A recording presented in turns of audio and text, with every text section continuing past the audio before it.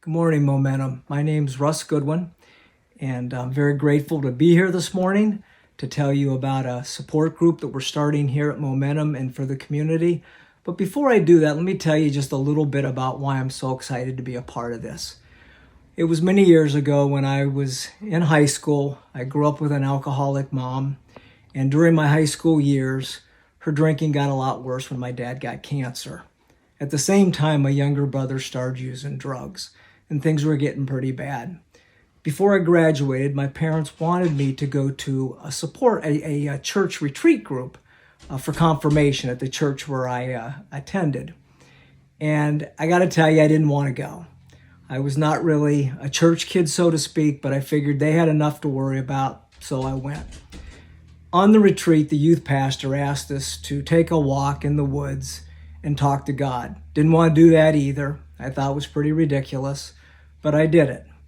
And I can tell you at the time I was covering up a lot of sadness, a lot of fear, a lot of loneliness because I knew things were getting really bad at home.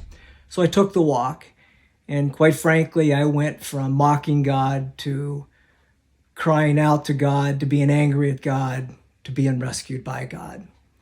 Well, I did graduate. My dad died that summer. Mom's drinking got worse. Stephen got involved with a lot of different drugs. He went from alcohol, smoking weed, dealing hash, acid, shrooms, moved down to Florida, got involved with coke and crack, and then moved out to California and got involved with meth, and his life really got bad. Things were a mess.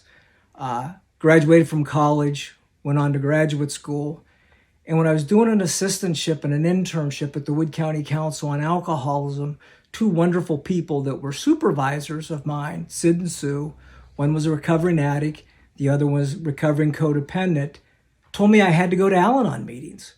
Told me that if I was going to help other people, I had to learn to help myself first. Didn't want to do that either, but I went because I had no choice. What I experienced on those Tuesday nights in Bowling Green was really amazing. I mean, here were all these people that I met for the first time, and it was like they grew up in my living room. I got to tell you, those groups, we shared together, we laughed together, we cried together, we hugged together. I mean, God rescued me again.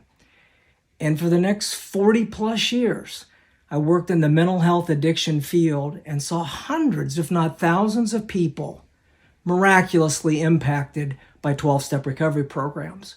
One of those was my mom, who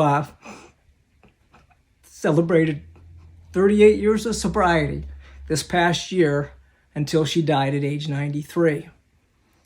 And it became very apparent to me that the miracle in those programs were steps 2 and 3. Came to believe that a power greater than ourselves could restore us to sanity, and made a decision to turn our will and our lives over to the care of God as we understood Him.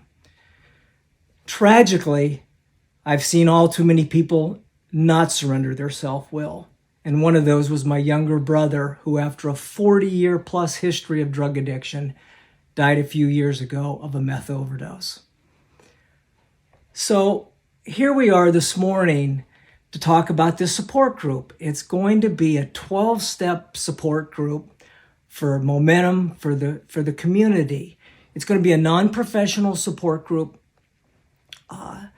The idea of brothers and sisters just supporting, loving each other regarding whatever our life struggles are, and encourage our walk with Jesus. So it's going to be open to all life struggles, all addictions, whether it's alcohol, drug addiction, pornography, gambling, eating, as well as codependency issues, emotional issues, anxiety, depression, anger.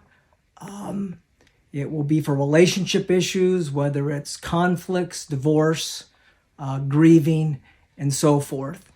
So this is just a chance to start to get the announcements out to all of you. We're going to be starting this on Saturday, March 25th at 10 o'clock in the basement here at Momentum Church.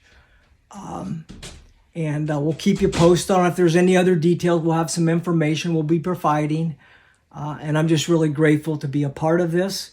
I thank you all for listening to me this morning. God bless all of you. I love you guys.